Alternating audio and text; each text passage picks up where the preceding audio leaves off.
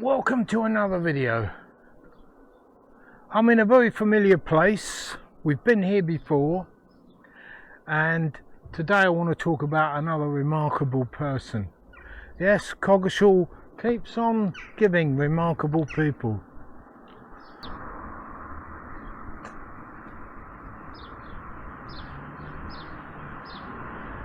The chap I want to talk about was a teacher who taught here.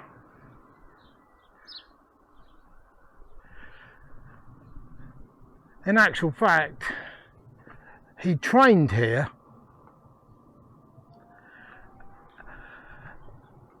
and he was taught at the Hitcham School, which is opposite Paycock's house. We're right opposite the Royal Oak. We've done a whole video on this, on the chap that used to live in here, who was an artist, Cyril Barod. But here is a teacher who was also an artist, a very accomplished artist.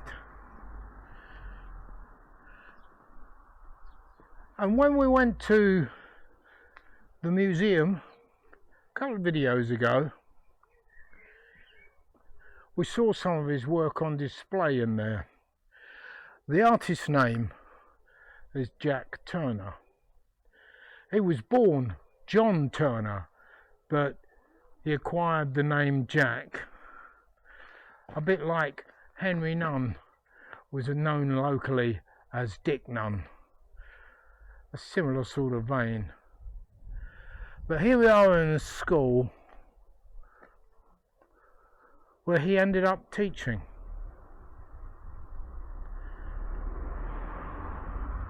But his story is quite interesting. His art speaks for itself, and I will be showing you some of that with a bit of music.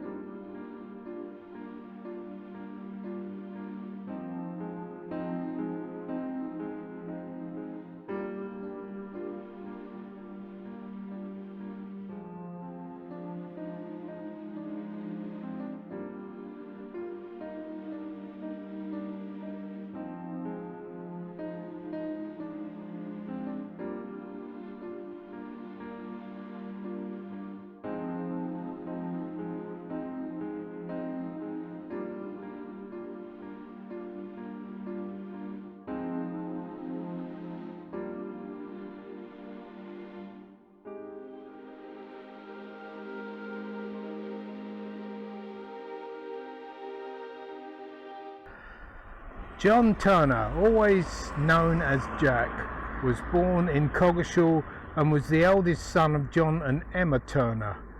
He was educated at the Sir Robert Hitcham School in West Street and spent much of his spare time sketching and painting in and around Coggeshall, and travelling further afield whenever he had the chance.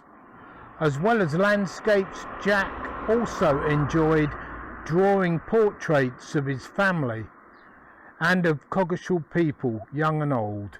His portrait of Nurse Ardley, the Coggeshall midwife at the turn of the 20th century, is one of his most striking.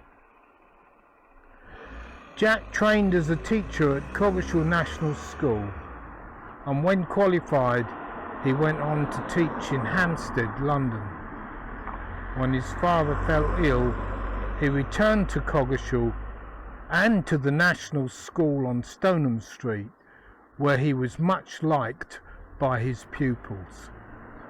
In 1914, Jack joined the Saltley College Company of the 8th Royal Warwickshire Regiment, who were then billeted in Coggeshall, despite the arduous and horrific experiences in the trenches in France, his drawing skills were soon recognised. Jack was in demand to draw his fellow soldiers, and was also commissioned by his commanding officer and the general, no less, to provide illustrations for various projects never to be completed in the carnage of war. During the war, Jack rose from private to the rank of captain and was awarded the Military Cross and the Croix de Guerre. Tragically, during an advance by the British Army on Valenciennes, he was killed by an enemy sniper 3 short weeks before the end of hostilities. The remarkable thing about Jack, not only was his artistic skill, but he was liked wherever he went. As a teacher at the school up here, who was liked by the pupils there, and his fellow comrades in the army also liked him. They liked him as an officer, and they liked him as a gentleman.